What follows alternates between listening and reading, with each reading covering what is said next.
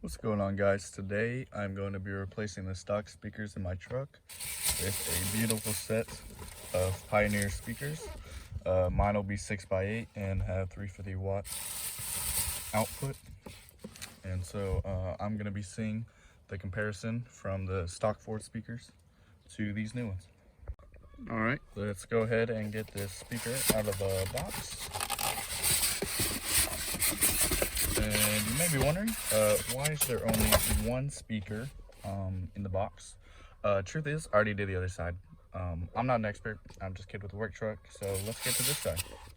Now, as far as the tools you're going to need, this is everything I'm going to need, but it might be different. You're going to need wire strippers or just a way to cut wire.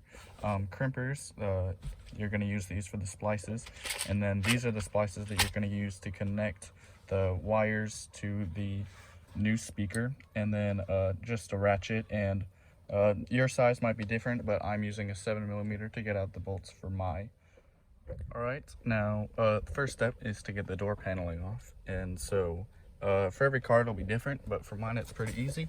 We've got 2 bolts down here, and then up here that comes out, and then there are 2 more bolts under there, and then I also have the fancy crank window, of course, and so we also have to get that popped out.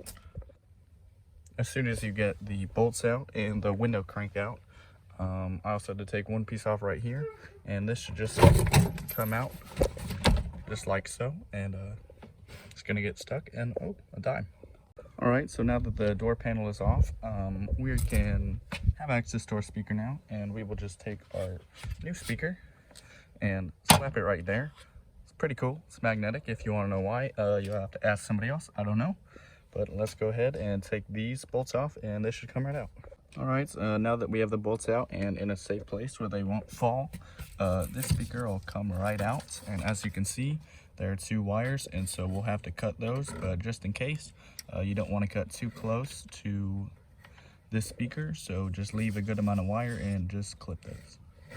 And just like that, it's fine. We will set this one next to this one, and we will need this one, and it's fine. We will need this one in just a second. So our next step is to strip down these wires, and you won't need much, just as much as I've already done that one right there. And this is 16 gauge wire, so we will just use our 16 gauge hole right there. So the next thing we can do is twirl up this wire clockwise with our fingers. We just like to twirl it up so it'll stay one piece and not slip out. Now from your terminal kit, you will just grab these ones right here. They will look like this, and they will slip onto the speaker. And these come in basically every terminal kit, so as long as you get like one with a decent selection, you should get them. Alright, so our next step is to crimp them on there. So I apologize if I do this poorly with one hand, but we will just slip it over the wire right there and crimp it just like so. And you'll know you did a good job if you can pull on it and tug and it won't come out. Now, after the crimps are on there, we will go ahead and grab our speaker over here. And as you can see, these 2 pieces on the speaker is where the crimps will go over. Now, this one's a little small, so it won't fit, but I'm just gonna redneck it and put it over it and like hold it up. But if you wanted a better way to do it, you can just use lineman pliers to pry that down a bit. All right, now that the speaker is in and the bolts are back on, everything is finished. One thing I forgot to mention is that the order of the wires doesn't matter, so you can just put them on either way you want. But now all we gotta do is put the door panel back on and undo some of our steps, and we will be good. All right, everything is back on, and now we are all set and ready to test.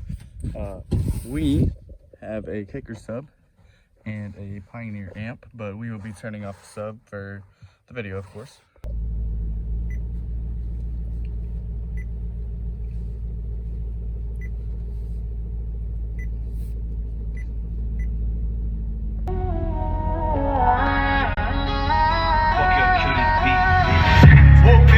Bitch, I'm outside of some movie.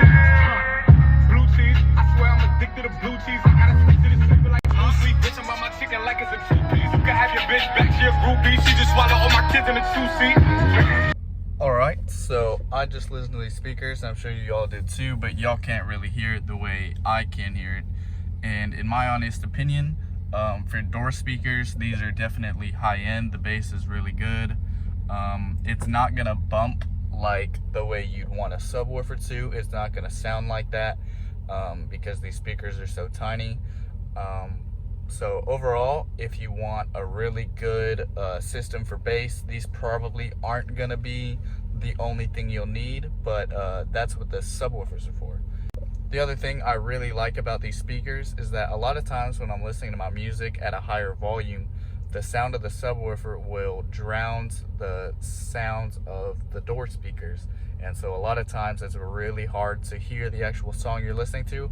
And so that's one thing I like about these that's amazing, is that they get a lot louder than the normal stock door speakers did, and it sounds a lot clearer too. And so it sounds like you're actually like, it sounds like a full surround sound, you know. It sounds really nice. So overall, these speakers are really good.